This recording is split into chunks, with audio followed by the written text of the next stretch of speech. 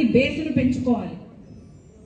మన పార్టీ ఇదివరకు చెప్పినట్టు లక్ష్మి చెప్పినట్టు 2019కి ముందు చాలా తక్కువ ఉన్నింది. ఇప్పుడు 2025కు ఇంతమందిగా పెరిగింది. చాలా సంతోషం. ఈ పార్టీ బేస్ను పెంచుకోవాల్సిన అవసరం ఉంది. ఎలా పెంచుకోగలం? ఒకటే మార్గం ఉంది. మొన్న ఓట్లలో వేసినప్పుడు చూసాము, కొంతమంది వైసీపీకి వేశారు, కొంతమంది టీడీపీకి వేశారు, కొంతమంది జనసేనకి వేశారు, కొంతమంది కాంగ్రెస్ పార్టీకి వేశారు.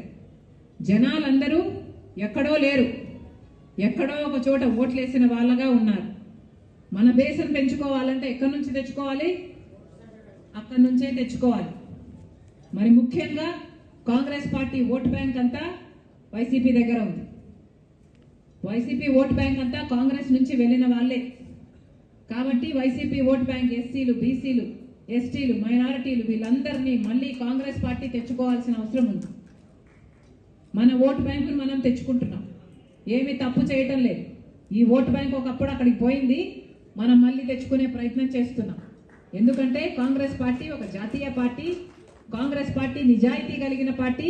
ఈరోజు ఒక కాంగ్రెస్ పార్టీ మాత్రమే జనాల పక్షాన, ప్రజల పక్షాన నిలబడి పోరాటం చేస్తున్న పార్టీ.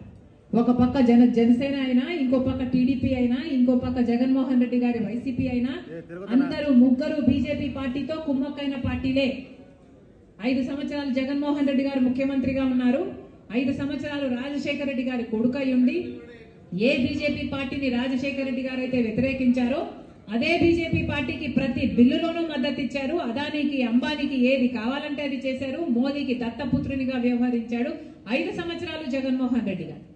ఇప్పుడు చంద్రబాబు గారు, జనసేన ఏమో ఏకంగా కూటమే సాగిస్తున్నారు టీడీపీతో. ఇక వీళ్ళు ఏం పోరాడతారు? బీజేపీతో పోరాటాలు చేయకపోతే మనం ప్రత్యేక హోదా ఎలా వస్తుంది? పోలవరం ఎలా వస్తుంది? రాజధాని ఎలా వస్తుంది? విశాఖ స్టీల్ ఎలా కాపాడుకుంటాం? ఇవన్నీ జరగాలి అంటే బీజేపీతో పోరాటం చేసే పార్టీ కావాలి. ప్రజలకి ఇది అర్థం కావాలి, మనం ప్రజల్లోకి ఇది తీసుకువెళ్ళాలి. బీజేపీతో పోరాటం చేసే సత్తా ఉన్న, నిజాయితీ ఉన్న ఏకైక పార్టీ ఈరోజు కాంగ్రెస్ పార్టీ. ఇది మనం ప్రజల్లోకి తీసుకువెళ్ళాలి. మరి ముఖ్యంగా ప్రజల్లోకి తీసుకువెళ్ళాలి అనడం కంటే మిగతా లీడర్లలోకి తీసుకువెళ్ళాలి.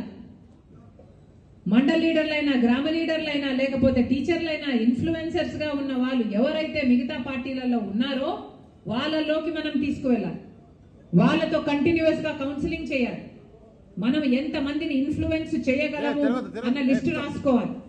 వీళ్ళతో నేను మాట్లాడితే ఏదో ఒక రోజుకైనా వీళ్ళు కాంగ్రెస్ పార్టీలో వస్తారు అన్న నమ్మకం ఉన్న వాళ్ళని లిస్టు రాసుకొని వాళ్ళను కంటిన్యూస్ గా కౌన్సిలింగ్ చేయాలి. కంటిన్యూస్ గా కౌన్సిలింగ్ అని ఎందుకంటున్నాను అంటే ఒకసారి మాట్లాడినంత మాత్రాన వాళ్ళు మన పార్టీలోకి వచ్చే అవకాశాలు తక్కువ.